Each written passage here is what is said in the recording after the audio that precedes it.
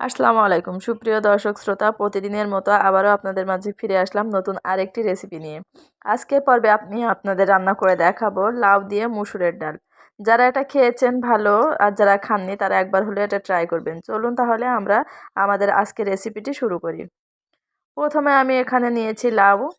লাউটা আমি ঠিক এভাবেই কেটে নিয়েছি যাতে করে আমার এটা ঘাঁটি করতে সুবিধা হয়, অল্পতে এটা ঘাঁটি করা হয়ে যাবে, এই জন্য এইভাবে কেটে নিয়েছি। আর অনেকে আছে যে লাউটা বাসায় 2 দিন নিয়ে এসে রেখেছে অথবা কিনে নিয়ে আসার পরে এটা এরকম বিচি হয়ে গেছে। তো তখন মনে হয় যে রান্না করতে আসলে ভালো লাগবে না, খেতে রান্না করার পরে ভালো লাগবে না। এইভাবে যদি আপনারা এটা রান্না করে খান, অলওয়েজ এটা টেস্টি হবে। আর এখানে নিয়েছি আমি মুসুরের ডাল। ডাউলগুলো আমি ধুয়ে রেখেছি আর নিয়েছি কাঁচামরিচ।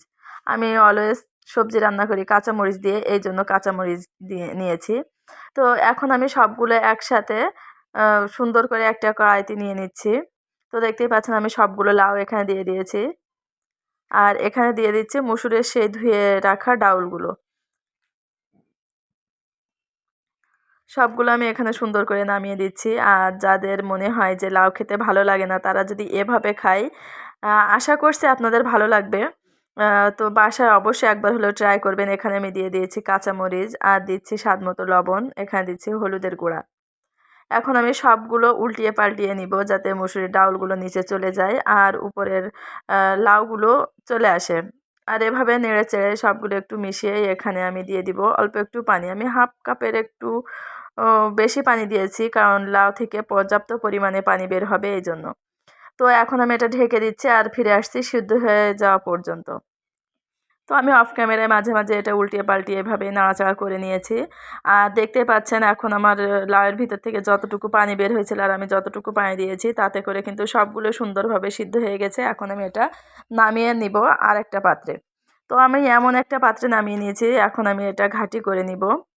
আর দেখতেই পাচ্ছেন এটা কিন্তু একটু ধার ধার মতো, এতে ঘাঁটি করতে আমার সুবিধা হবে এই জন্য। আর এমন একটা কাঠের ঘুটনি নিয়েছি আর এভাবে আমি ঘুটে এটা সুন্দর করে ঘাঁটি করে নিব।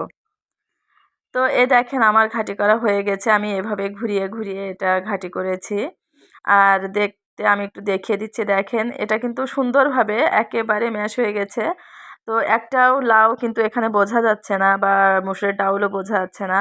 আমি এখন সবগুলো সুন্দর করে গুছিয়ে অন্য একটা পাত্রে নামিয়ে নামিয়ে রাখবো, তারপর এটা আমি তেলে দিব।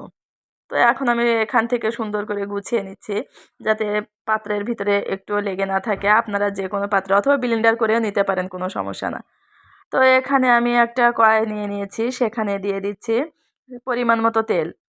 তেলের ভিতরে এখানে দিয়ে দিচ্ছি পেঁয়াজ আর রসুন। এখানে আমি পেঁয়াজ রসুনটা একটু শিলপাটায় থিতো করে নিয়েছি, বেশি না, হালকা হালকা থিতো করেছি। করার পরে এটা আমি তেলের ভিতরে দিয়ে দিলাম। এখন নেড়েচেড়ে এটা আমি মানে একটু বাদামি কালার করে নিব। এভাবে নাড়তে নাড়তে একসময় বাদামি কালার হয়ে যাবে। তো যারা আমার ভিডিওটি দেখছেন প্লিজ আমার চ্যানেলটি সাবস্ক্রাইব করে রাখবেন।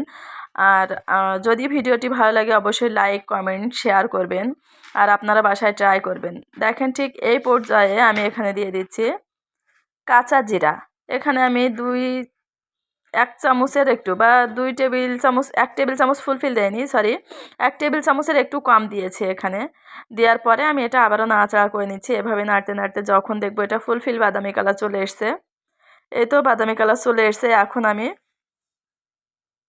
আমার সেই ডাউল মানে লাউটা যেটা আমি ঘুটে রেখেছিলাম সেটা আমি এখানে নামিয়ে দিচ্ছি। আর ওখানে কিন্তু একটু পানি বের হয়েছে ঘুটার পরে, তারপরে কিন্তু এটা আমি দিয়ে দিচ্ছি। তো এভাবেই নাড়তে চাড়তে একসময় দেখবেন পানিটা শুকিয়ে এসছে। তারপরে এটা নামিয়ে আমরা পরিবেশন করব। তো আবারও বলছি, যারা আমার চ্যানেলটি দেখছেন, আমার ভিডিওগুলো দেখছেন, প্লিজ আমার চ্যানেলটি সাবস্ক্রাইব করবেন, সব সময় আমাদের পাশেই থাকবেন নিত্য নতুন রেসিপি পেতে। আর যদি ভালো লাগে অবশ্যই লাইক কমেন্ট শেয়ার করবেন। তো এখন আমি এটা নামিয়ে নিচ্ছি। আমার এই পর্যায়ে মনে হচ্ছিল যে একটু লবণ কম আছে, আমি টেস্ট করে দেখছিলাম। তো আমি আবার একটু লবণ দিয়ে এটা নেড়েচেড়ে এখন আর একটু রান্না করে নিব, নিয়ে তারপরে এটা নামিয়ে নিব। তো দেখতেই পাচ্ছেন এটা কিন্তু পানিটা শুকিয়ে এসছে, নিচে একটু লেগে লেগে যাচ্ছিল। তো সেই মুহূর্তে আমি এটা অফ করে দিয়েছি চুলাটা। দেওয়ার পরে এখন আমি এটা নামিয়ে নিব। তো যারা আমার ভিডিও দেখছেন আমি সবার জন্য দোয়া করি, সবাই আমার জন্য দোয়া করবেন, আমার ফ্যামিলির জন্য দোয়া করবেন। আল্লাহ আমাদের সবাইকে ভালো রাখুক, আমাদের মনের আশাগুলো পূরণ করুক। আমাদের তার ইবাদত করার তৌফিক দান করুক। আমি এখন এটা নামিয়ে নিচ্ছি। দেখতেই পাচ্ছেন আমি এটা কিন্তু নামিয়ে নিয়েছি। আর এটা খেতে কিন্তু অসাধারণ মজা। আজকে এই পর্যন্ত। আল্লাহ হাফেজ।